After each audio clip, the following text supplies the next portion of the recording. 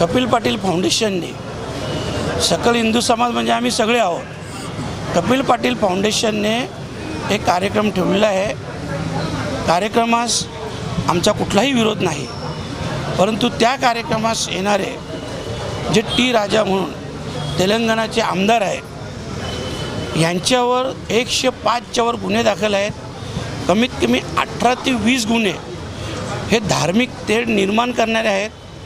आणि आपण पाहत असाल भिवंडी आज अनेक वर्षानुवर्ष आम्ही सर्व हिंदू मुस्लिम बांधव एकोपाने प्रेमाने इथं राहतो आणि अशा वेळेस कोणीतरी परप्रांतातील एक आमदार आमच्याकडे येऊन जर इथली शांतता भंग करण्याचा प्रयत्न करत असेल, इथे हिंदू मुस्लिममध्ये तेढ निर्माण करण्याचा प्रयत्न करत असेल तर अशा व्यक्तीस आमचा विरोध आहे। मी देखील एक हिंदू आहे, त्याच्यामुळे त्या कार्यक्रमास मी देखील शुभेच्छा दिलेल्या आहेत। परंतु टी राजासारखी व्यक्ती ही आमच्या लोकसभा क्षेत्रामध्ये किंवा आमच्या भिवंडी तालुक्यात नको असा प्रकारचा आमचा ठाम विरोध आहे। आणि हा विरोध उद्या देखील आम्ही तिथे करणार आहोत, कारण मी एक या लोकसभेचा खासदार, जबाबदार नागरिक या नात्याने माझ्या लोकसभा क्षेत्रात शांतता राहणे, सुव्यवस्था राहणे, कायद्याची सुव्यवस्था राहणे हे आमचं सगळ्यांचं कर्तव्य आहे।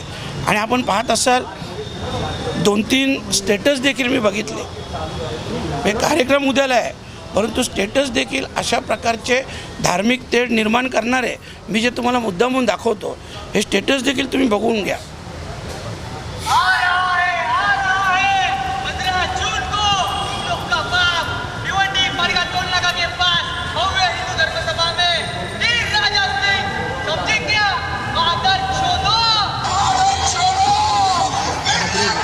हे आपण पाहिलं असेल तर ह्या व्यक्तीवर देखील गुन्हा दाखल करण्याची मी त्वरित मागणी करणार आहे। आणि अशा प्रकारचं वातावरण जर इथं कोणी खराब करण्याचा प्रयत्न करेल तर त्याच्या विरोधात आम्ही कायम राहणार आहोत। इथं कुठल्याही जाती धर्माचा विषय नाही, इथं आमच्यातील जी एकता आहे, जे आमचे प्रेमाचे संबंध आहेत वर्षानुवर्षे कायम राहिले पाहिजे, कायदा सुव्यवस्था राहायला पाहिजे।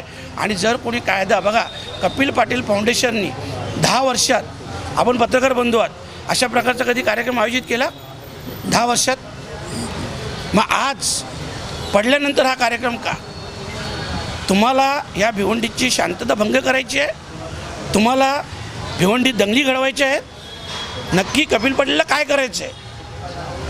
आणि राहिला विषय हिंदू धर्माचा, आम्ही हिंदू आहोत, मी देखील माझ्या धर्माचं पालन करतो आहे, परंतु माझ्या धर्माची शिकवण आहे की इतर धर्मांचा आदर करायचा आणि आम्ही आमच्या धर्माच्या शिकवणीनुसार चाललो आहे। आणि अशा प्रकारचं मी आताही सांगतो, कपिल पाटील फाउंडेशन आणि कपिल पाटील यांनी आता लोकांनी तुम्हाला तुमची जागा दाखवलेली आहे। आता कमीत कमी अशा प्रकारच्या जातीय दंगली घडवण्याचा किंवा लोकांमध्ये तेढ निर्माण करण्याचा प्रयत्न करू नका।